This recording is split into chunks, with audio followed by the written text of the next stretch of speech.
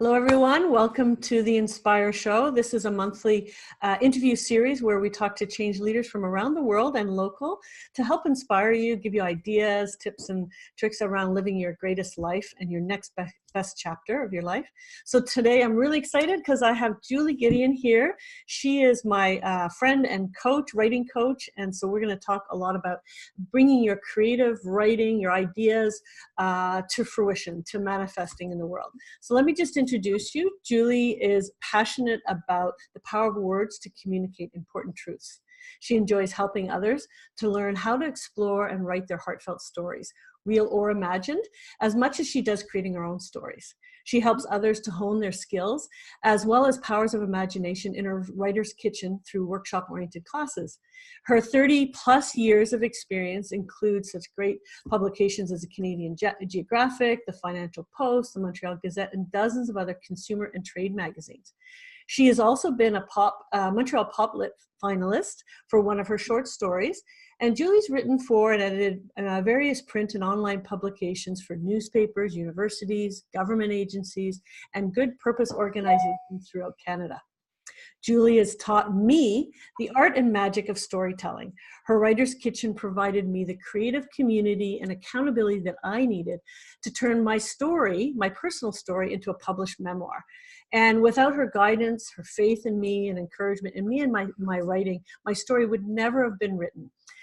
Welcome, Julie. I'm really excited because we're going to be really talking about the ins and outs of transforming your dreams of writing into a reality. I'm delighted to be here, Leanne. I'm just trying to get out of my mail because it didn't quit while I'm saying that to you, but I'm delighted to be here, especially at this time, just a couple of weeks before your book launch. It's an exciting time for me as your writing coach and to see that big project of yours come to fruition. Awesome. Thanks so much. So we're going to get started.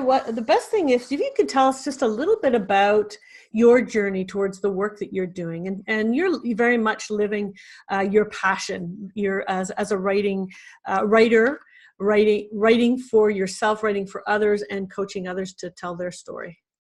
So tell us a little bit about that journey. I thought about that a little bit last night because I'm a night owl, and it seems to me that I have always been a person of stories. Even as a kid, I never slept.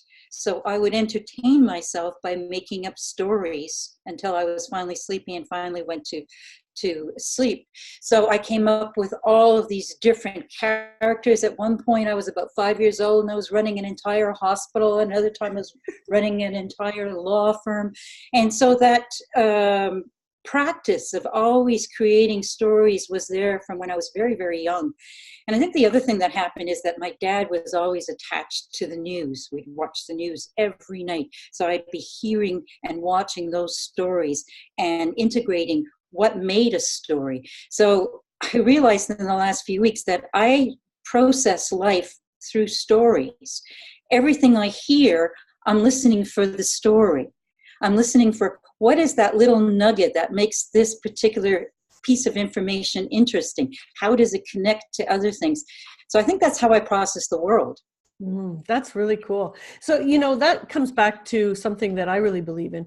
Often our truest passion is something that really connects back to our early years, something that we loved, like you talk about your storytelling when you were young and thinking about it. And I think that if we don't know what our passion is, it's often to think back to those years and try to, go into that. Would you agree? Yes, I would agree with that. It's also that nagging feeling. I think if you are a born writer, you are a born writer, whether or not you ever write a word, but you'll have that invisible albatross follow you around everywhere. This nagging feeling, I should be writing this. I should be writing something. I should be writing that story. And I know a lot of people, almost everyone at some point says, I should write a book. But it's the people who can't let go of that idea and go watch TV instead, who are the writers, and I think identify that as their passion. Wow, I can really relate to that. Because as you know, I've been writing this story for 9 years, and there are many times when I wanted to give up. And it just would not give up. And actually, interestingly enough, I think that Bob, my late husband, wouldn't let me give up. So maybe you can tell us a little bit of story of how you came into becoming my coach and how Bob was central to that. Well, it's really quite freaky when I think back about it. I had a pile of local newspapers where I would sit down to read when I had a chance. And every time I would pull out one of the newspapers and just open it randomly, there was a story about Bob. It was at the point when he wasn't well, and the community was sort of rallying around him. And I'd look at his picture and say, wow, that looks like an interesting guy. He obviously has a lot of charisma. You could tell that off a black and white page. And he's obviously done a lot of things for the community because everybody is gathering around and supporting him. And I'd put the newspaper back, and then I'd pull out another one another day, and there'd be another story or the same story. And then I'd read it. I'd go, well, that sounds like a really interesting guy, but why does he keep coming into my life? I don't know this person. Anyway, I dismissed it, and I saw an ad for the Awakening Cafe in one of those newspapers for a festival that you were organizing with others, Leanne. And I thought, oh, geez, I really should go to that. And then, of course, I didn't go to that first festival, but I had this feeling that I should have, but I didn't go. So then I said, okay, the next time that this person organizes something, I will go for sure. So I went to this little gathering of the Awakening Village, the community, at one of the local churches, and I'm sitting there, and you start telling the story about your husband, Bob. And I went, what the? That's Bob. That's the connection. And it was as if I were drawn there. And yet, I dismissed that for a long time too, and you became my business coach, and I decided I was actually signing somebody else for your class, but you convinced me to join you. And having been in my business for a very long time, I thought, well, maybe it's time to take another look at things and see what I can freshen up. And of course you said, you should be teaching writing. And I said, oh, no, I don't want to do that. I really don't like the way writing classes are run and the whole school system around writing classes. And plus, I don't like to get out of my pajamas or my plaid shirt very often. But sure enough, you got my wheels turning. And so I said, okay, I'll give it a try. I'll do it out of my home. I'll create the Writer's Kitchen. And so it was as a gift to the Awakening Village that I decided to hold a presentation and offer a writing class. And that's when you and some others came into that class initially, and you started talking to me about writing your book.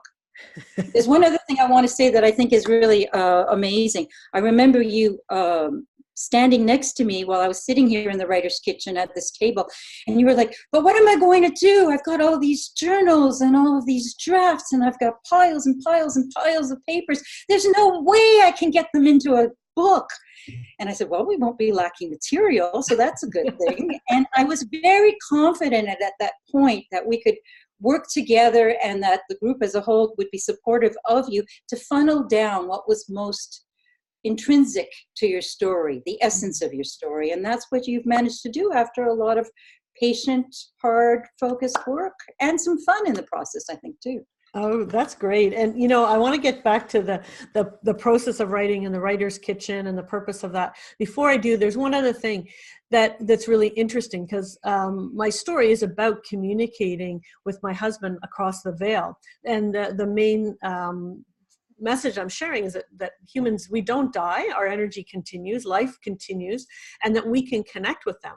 And that was also an interesting connection between us, because Bob never, every time I would kind of like be lacking or not continuing with my story, he would play little tricks on your light, right? And it's like, yes. Tell us about that. Whenever Leanne wasn't working on her book, my light in my upstairs bathroom would start either blinking, or at one point it turned very rose red, and I was sure it was going to burn out, but it's back to white again. Now that Leanne's done her job, the light bulb is back to white, and I won't replace it until I know that Bob is finished with it.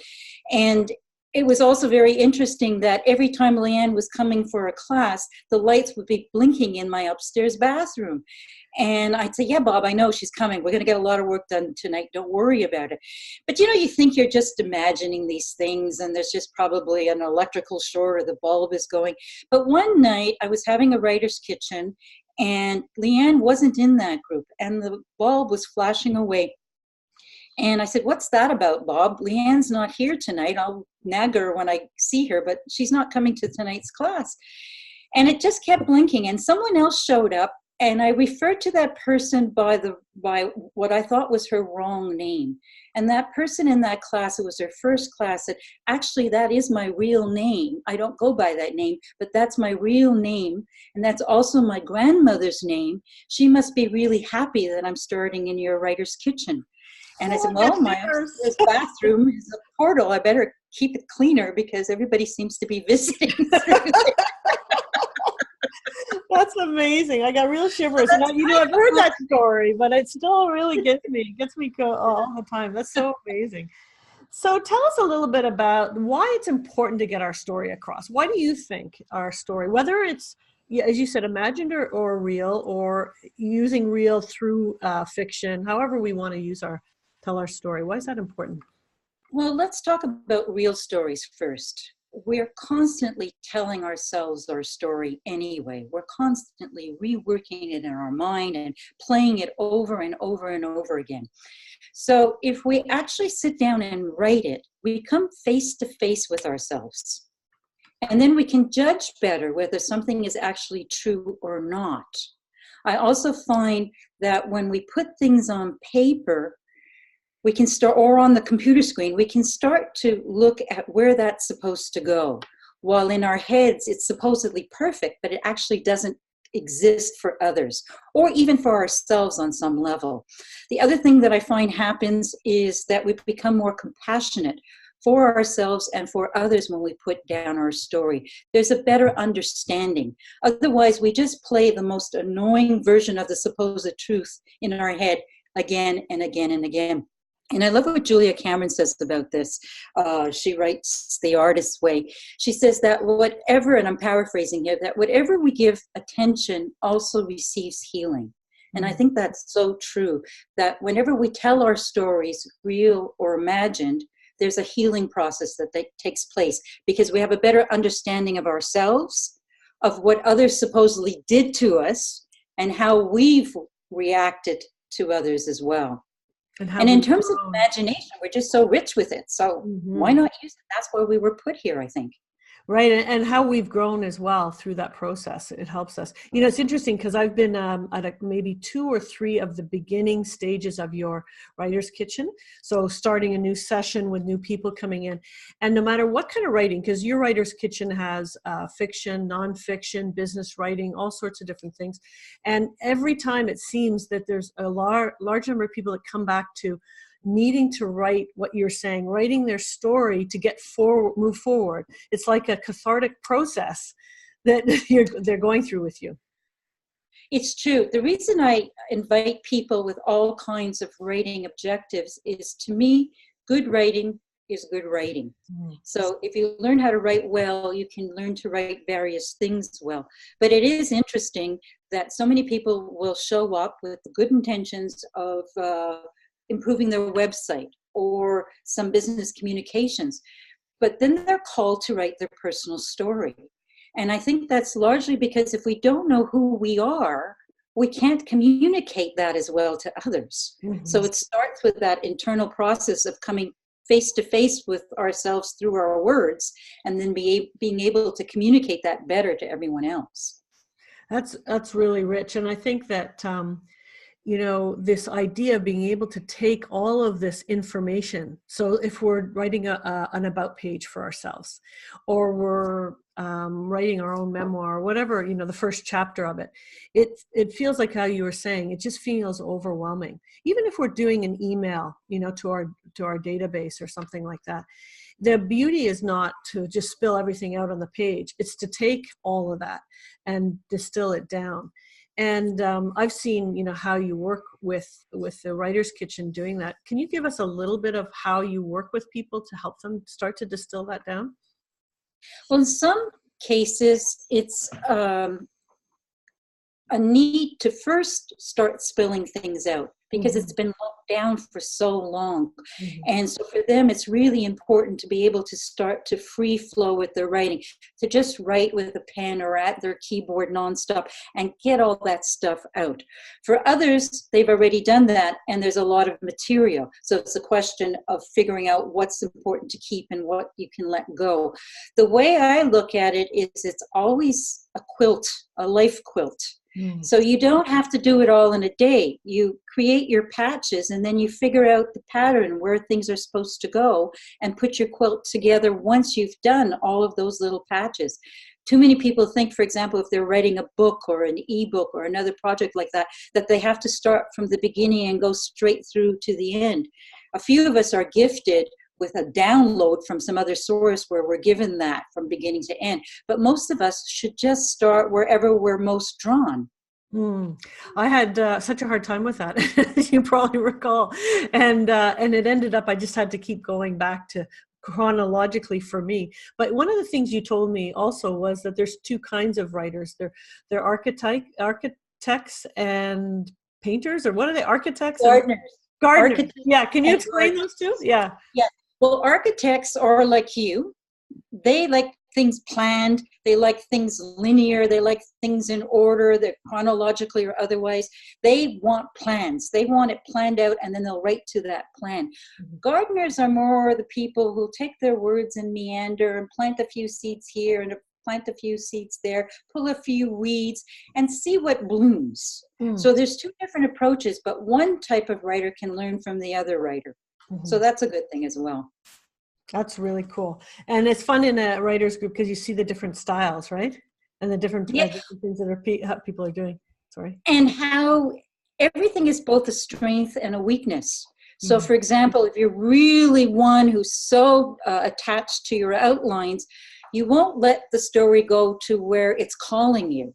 And then your story will be too engineered. But you let go of that. That's the thing, is after a while you realized what was essential and what wasn't. So, we managed working as a group in the Writer's Kitchen to let go of a lot of things in your life that initially seemed so important that it had to be in the book. And then you realized it wasn't central to your story about you and Bob and your life with your family. So you were able to let all that go. Yeah, exactly. But it's getting it out first before we can. And that's where I think a lot of people have difficulty. I know, for example, for me, as I was editing along the process, as you said earlier, the process was getting the stuff out. And you always said, like, tell your editor to just put herself on hold for a little while, and you'll get to that later. And I think that was a really important lesson for me. Not trying to edit as I'm writing was just like crazy, because then it takes forever. And then you curtail a lot of the creativity. Well, it's also, if you start editing too soon, if you don't allow yourself to get messy first, then the heartfelt stuff doesn't have a chance to spill onto the page. And what you'll be doing is editing, fine-tuning stuff that doesn't come from a place that will resonate with you and with others as deeply as it could. So too often what we do, whenever especially we're working on a big project, is we tend to perfect things too early. So while I give people a lot of feedback about how they can, write more clearly or more vividly, it's about letting yourself go on the page initially, giving yourself permission to be less than perfect. And it's funny because a lot of people expect writing to just be perfect from the get-go. They don't expect that of artists. They don't expect that of engineers. They don't expect that of other craftspeople or even professionals. Writing is a craft. The more you do it, the more you pay attention to it, the better you get at it. But you saw that, for example, at your book. I kept telling you in the early chapters, but you'd say, this is not quite right and that's not quite right. You kept going, and when you went back to the beginning of your book, you had a much greater clarity of how that had to be written and the skills to go with it. Yeah, instead of continuing to rework the same chapter over and over, sorry, I'm just admitting someone else into the group here. What you said, just keep writing it. And then you kept saying, you won't know really what your story's about or your purpose until that last word on the page. And I can't tell you, I didn't believe it. And only by experiencing the last sentence was, okay, this is what the story, like you said at the very beginning, you're compelled to write. You need to write. And I am not a great writer. And certainly when I started, I was a lot less of a good writer than I am now. Or a great writer. Cancel that last thought. But, and that's something I want to mention to other people as well, is that so many people say to me, I'm not a writer. And so, yes, there are people like anything that are more gifted and they maybe have studied more or whatever. But I think it's so important that when we're doing a lot of the work of the people that are listening, that are on here, the work that we do, we have a message we want to get across. And if we can get that just a little bit more clear, a little bit more reflective of our true voice, even though we may not be a Pulitzer Prize and all that kind of stuff, it's important, to get that out. And so do you have anything more to say about that? Because I hear people saying a lot of times, oh, I'm not a writer, so I'm not going to do this. I certainly never classified myself as a writer. I think people have to realize that you can't get away in our society without writing. Mm-hmm. And what troubles me sometimes, for example, if someone is creating a website or other kinds of communications, is they'll spend a lot of money on images and layouts and fancy shiny paper. And then they'll just say, oh, well, I'll just write whatever, or they'll rush that process. If they just spent a little bit more time on their message, the whole thing would work better. That's one thing. The other thing is we come from different places of experience. Some of us have been voracious readers our whole lives, and even though we haven't done a lot of writing supposedly comes more naturally to us, when in fact we've been internalizing good writing for years and years from all our reading. There's other people for whom writing is not a passion, because we have different passions, but you can still garner the skills to communicate better, and your writing will still have your unique style. It's like a fingerprint. That's why I'm sometimes very cautious about ghostwriting, because it doesn't have that heartfelt level to it. If you write from your own heart and then someone helps you with that, that's different than when somebody writes the story for you. So I think the main message there is give yourself permission to start with a beginner's mind and just go from there wherever it takes you. But give it some time, give it some patience. I always say that the most successful writers are the ones who use gentle persistence, because it's not a marathon, it's not a race. It's a repeated walk or jog in the park of your project. So if you're working on a memoir, or you're working on a novel, or you're working on your blog, do a little bit of work, go for a walk, take a break, come back, see if you can improve that. If it looks good, go on to something else. Sometimes just the gift of time makes us realize what needs to be clearer or can be said more effectively. Absolutely. And that certainly, gentle persistence was very consistent with me after 9 years. I just, sometimes I would walk away from it for a few months, and then come back, and then I'd work, and then I would come back more constantly for the next few months or whatever would happen. But it's that gentle persistence, I think, is key. But you have to remember that wasn't all you were doing. It takes full-time authors anywhere between a year and 3, 4, 5 years to write a book. Yeah. So you were doing all these other things as well. Plus, I think you had to realize, and people will see that when they read your wonderful book, that you had to be at a certain place in your journey before your book had the clarity for you and you knew exactly what to put in it. So yeah, you had to catch up with your book. You said that. That's so key. That's such an important message that I want to share here is that it's interesting that we try to push things because our personality, our ego, whatever, is like, we've got the deadlines, I'm the architect, right? I have to get things out. And sometimes I'd really get discouraged that I hadn't, every year my vision board would say, 2016, I'm publishing this book, 2017, by the end of 2018 still, and it's like, wow. But when we can step back in hindsight and we see the greater picture, I recognized that that was so true for me that I had to catch up to my book. And my work and my business had to catch up to my work. So I always saw them as very separate, because when I had started my journey 10 years ago, when I was writing, I was really a business coach. I was helping people with their business.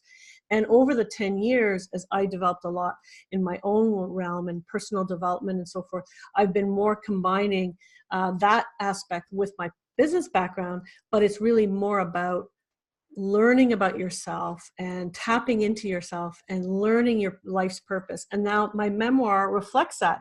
So I'm only now at the point where my business and my memoir match each other. So if I'd come out in 2016 when my vision board said I was supposed to, and the architect in me said that, it wouldn't have been ready, and it would have been very disconnected from the work. I'd almost be like, well, I'm a business person and this is too woo and I can't talk about this. So it's really like it had a whole life of its own that I had to just allow. I had to play the gardener more in that realm from that perspective, so I think that's really key. It's quite prophetic, things being in spirit's time as well, because when I was reading one of the final versions of your book, in it you have a line where you say, where am I going to be? I'm paraphrasing, but where am I going to be when my boys are 16 and 18, 10 years from now? And that's when you finished your book, when your boys were 16 and 18. And you were reflecting back at that point. But it just seemed to me that the timing was predetermined in some ways, so that your journey and your book would coincide with each other, which I think is very special. That is, yeah, it's really amazing. I'm very emotional about that, because that is part of the story that I'm telling too in the book, is that, that we have different lifetimes, and that there are these little hints, little breadcrumbs along the way. And in my case, I'll have people read the story, but it's the frangipani is one example. It's a symbol of how in this lifetime and past lifetimes, that flower was there to help remind me of previous lifetimes and my connection with Bob. And even in our writing, there's these things, these little strings that connect us. So as I was writing that, somehow I kind of projected me into the future. And it's amazing how we do that and we don't even recognize. But when we stop to think and we look, and that's where you talk about putting your thoughts and your emotions down on paper, even if it's just for you for a while, you will see some amazing things, some beauty. And your intuition, that's really cool.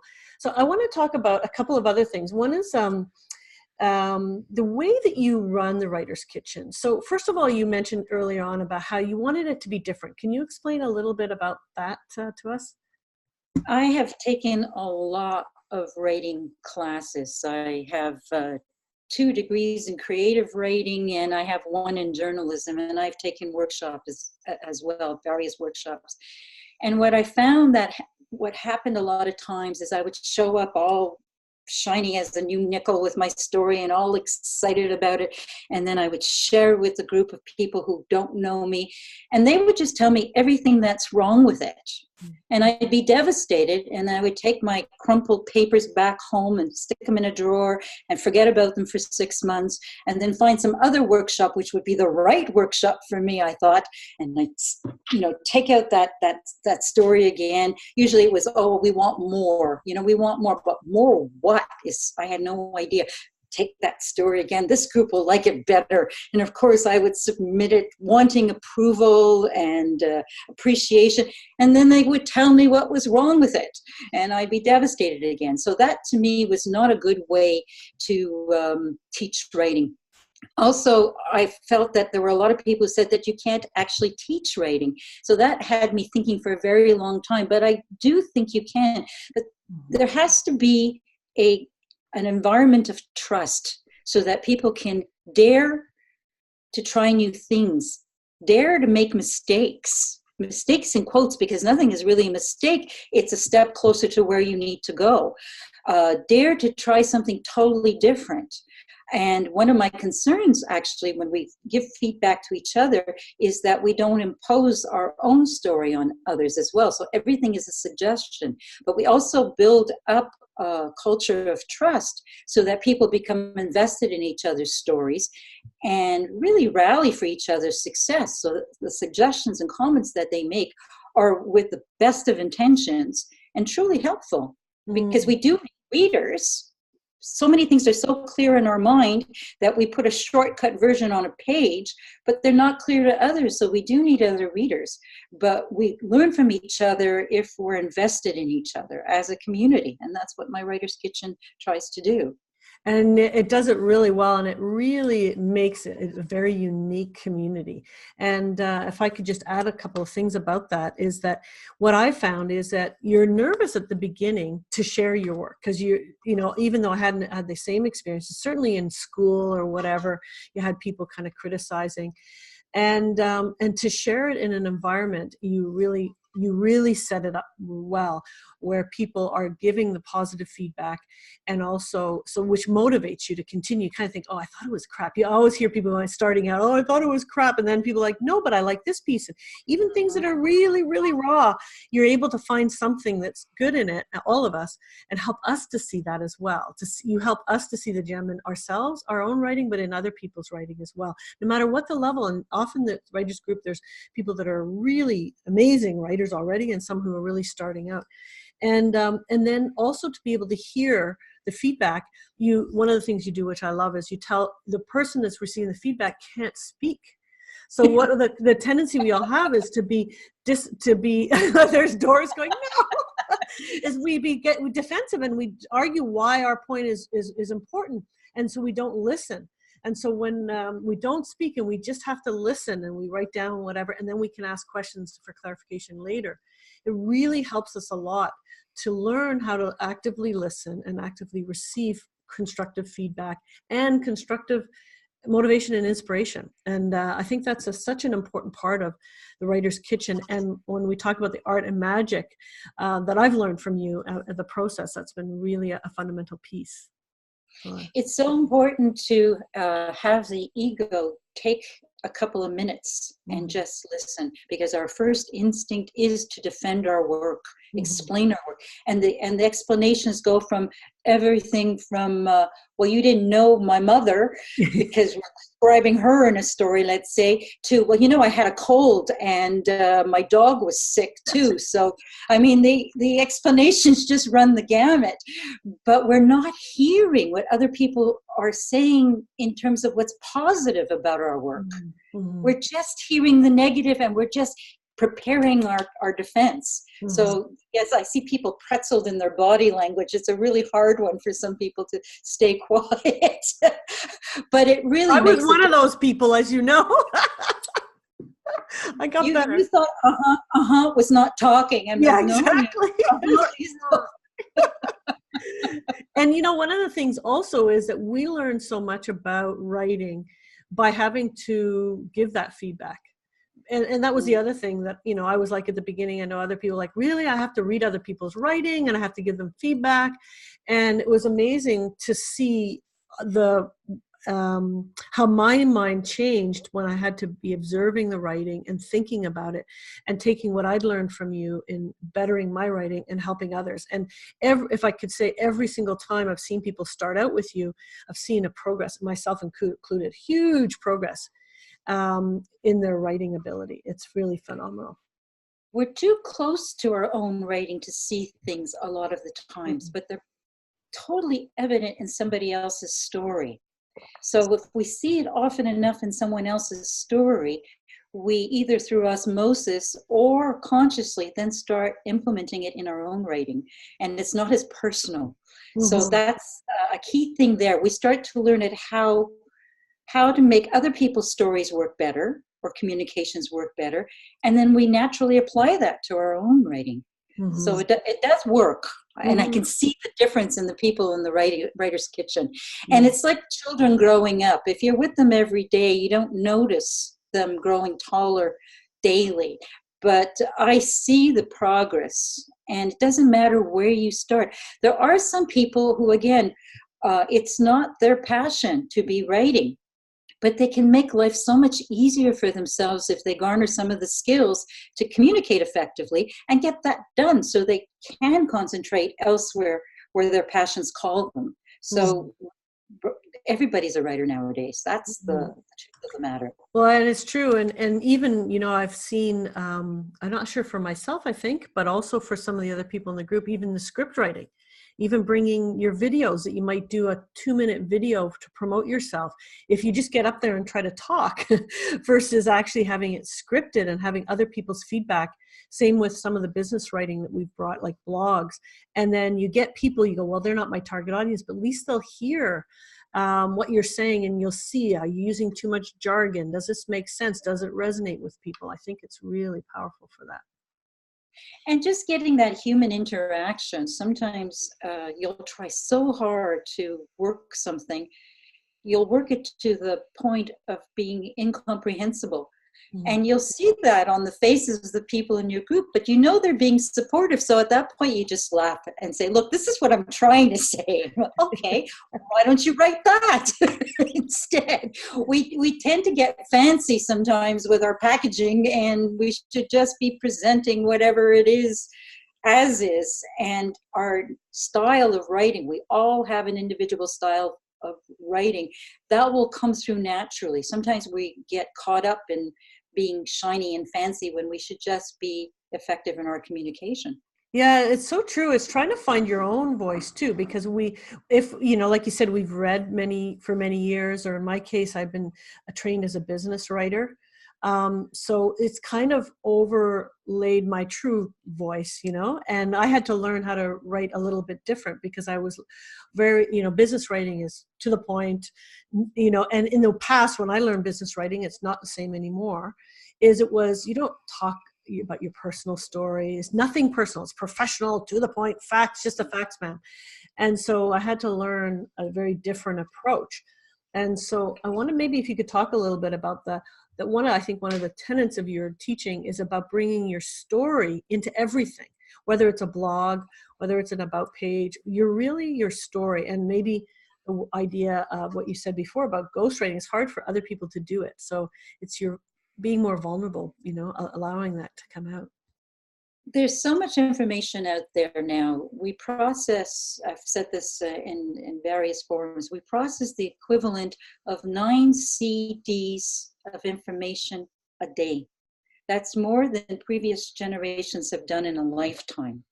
Wow. So there's so much information now, and we're so inundated with all of it that you need something to stand out. So if you are just giving me facts, if you're just telling me what I should do with various lessons, I'm going to tune you out very quickly.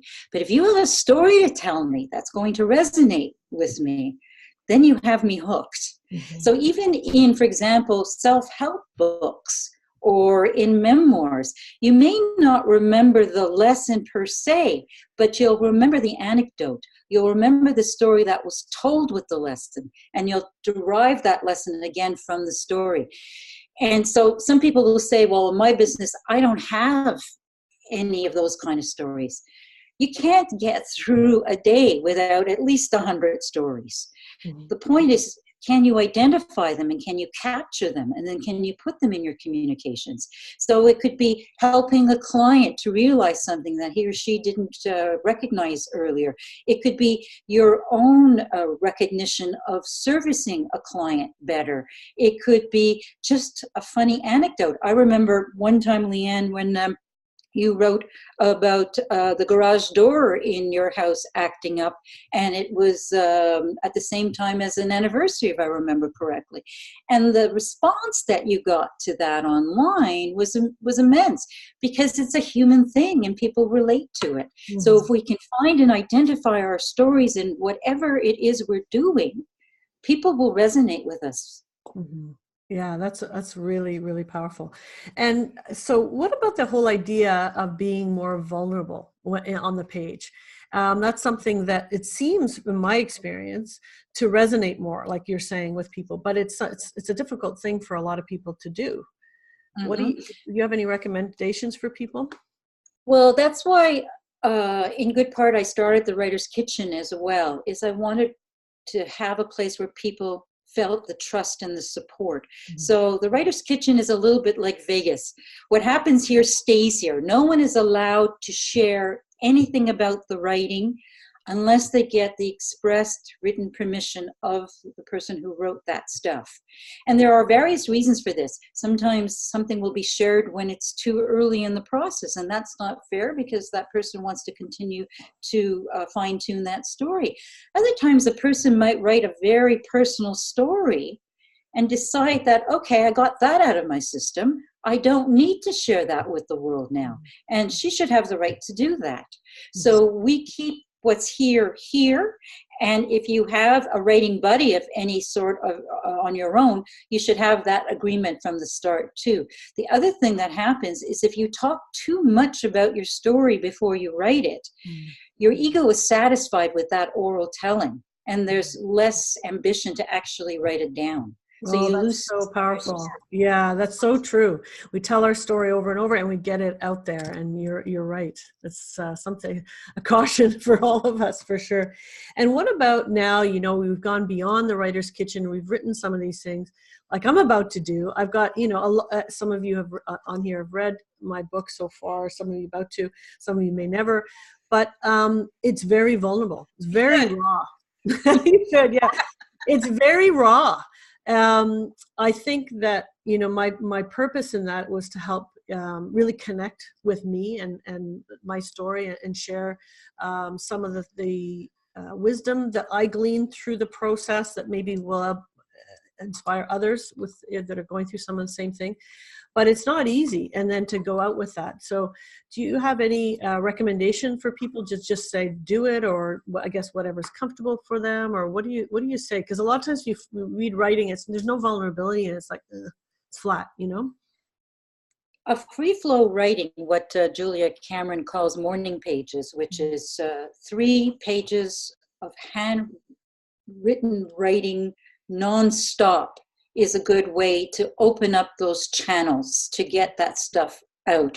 It's interesting because I think fondly of my writing students as wonderful, beautiful horses.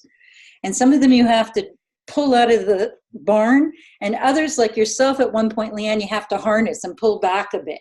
So you have to figure out, where are you in that process, right? Are you galloping ahead and you need to pull back a bit because you're all over the place? Or do you first need to give yourself permission to just go out there and run a little bit, put things down and see what jumps out at you? So if you put down a whole bunch of stuff on paper, then take a highlighter, for example, and look at the words that jump out at you, or the sentence that follows you for the rest of the day, and then start again from that sentence. There's always a way to keep that creative process going. I believe that we're made in human form in order to be creative, and that we've busied ourselves so much that we don't allow those creative channels to stay open. And we've busied ourselves because we've been imbued with the idea that we need to be perfect. And if you look at some of the most accomplished writers in their early days, people such as Margaret Atwood, for example, they've come a long way in their writing, but we used to be more accepting of people developing. Now you have to be great the first time and that's it. And that's why I think a writing group or some kind of a buddy system helps you to have a little bit of a mattress to fall on, because the meanest critics are the ones who do nothing. Yeah, that's so true. and you always find someone to criticize what you do. It's Brene Brown again. If you're not going to be in the arena, I don't want to hear what you have to say. So I totally know those types of people. And they intimidated me for a long time because they were like literary experts and stuff like that, you know?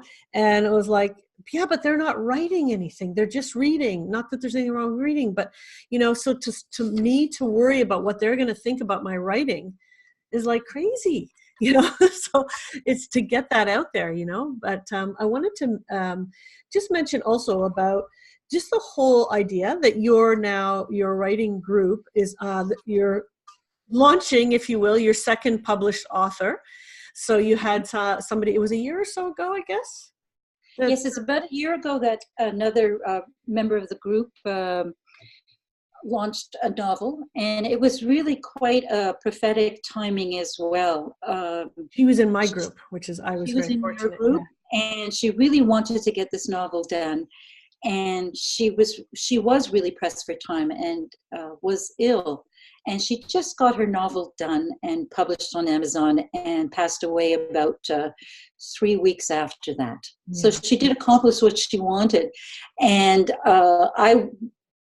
I knew that she had a long-term illness, but she died very suddenly. Mm. So I wasn't aware of that picture, but I was so happy that she managed to accomplish what she set out to do.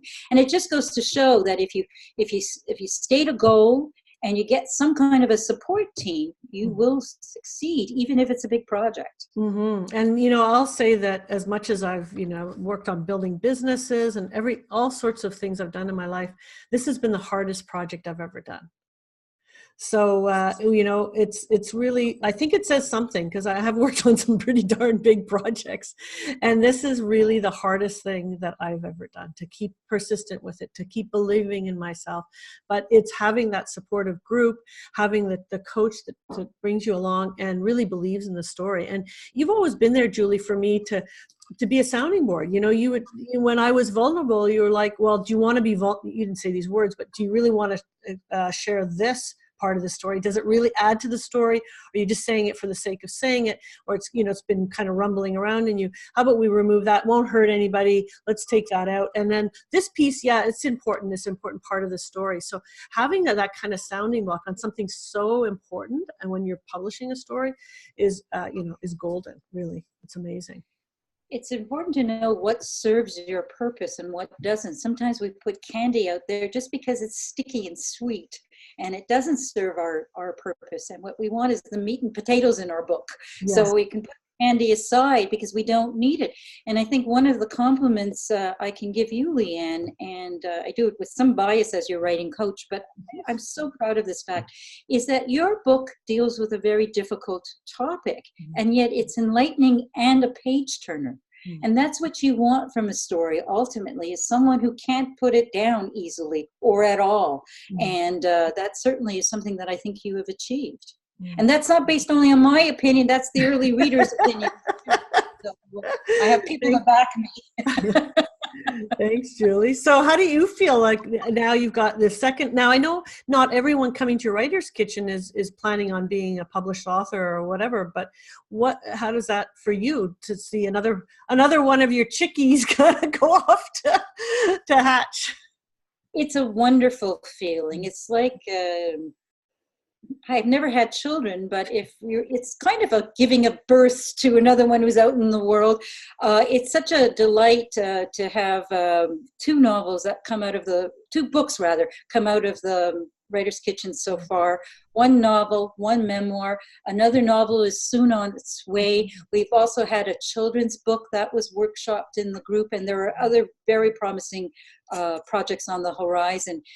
For me, that's a joy. The other joy for me is what I call the teacher's high. When I see the light bulb just get brighter, just as in my bathroom upstairs, in my students' eyes, and they get something, or they bring back a submission and I see the change, and I realize that they understood what I was trying to convey.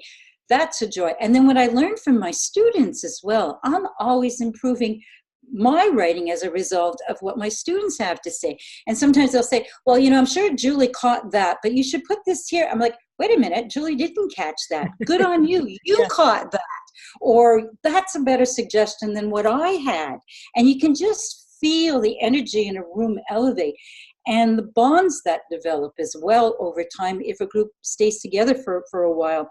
Because I've come to realize that the deepest friendships come from when you work on projects together, because you're invested in each other. And then there's sort of like this invisible fabric that weaves you together for forever, I think. And it's just wonderful.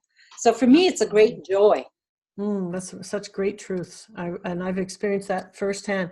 Well, I hate to say we're running out a little bit of time. I'm going to ask people if they have any questions for you. But before I do that, just to ask you, are there any more plans in the future for the Writer's Kitchen? I know you launch a new one every January. Do you have any other ones coming maybe in the spring or the fall? I'm looking at the possibility of starting one in May. There are a few people who are interested. I don't usually, but there have been a few people who have asked me. And my business coach, some of you may know her, Leanne Bridges, tells me, get out there. And she's a wonderful business and passion direction coach. So I sometimes listen to her. And even when I don't, I come back and she was right. So I might be launching another one in May. And if you have enough people interested, you will put it together? Yes, yeah. And it looks to be an interesting group, and if it happens, it'll be on Thursday evenings. It's amazing what I work around. We have a couple of yoga practitioners who are interested in that session, so they can only do Thursday nights. Apparently Thursday night is not the night for yoga lessons. Things you learn from your students. That's great. And I'll have links to also to your website. Is there any other way besides your website that you want people to reach you? You can reach me on Facebook. You can reach me through email. It's my name at pobox.com. You can reach me through LinkedIn. Lots of ways to reach me. Okay, excellent. So I'm going to just unmute the group here, and I'll just remind everyone that yeah, I think that's what I'll do. So if you have a lot of noise in your house, or you're blowing your nose or doing anything like that, is just mute yourself back if you don't mind, because sometimes it takes away. And if you don't want to ask Julie a question now on camera, because we're still recording, once the people who are asking the question, we'll close off, and then you can ask questions afterwards more privately with her. Okay, so I'm going to unmute everybody. And then, yeah, everyone's on camera here now, or available for on camera. So does anyone have a question for Julie?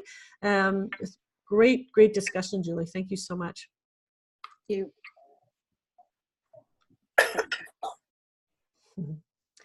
I think there were a couple of questions that were submitted, no? Two? Yeah, so one question from Joanna was asking about, what are your secrets to stay focused in crunch time, and how to avoid procrastination? Okay, there is an adrenaline addiction that happens with some of us when it comes to deadlines, where we always start working a few minutes before a deadline. And we actually count on that adrenaline, that fight or flight kind of chemistry in our body to get going. And I can actually feel that energy at my computer from my students, some of them, don't mention any names.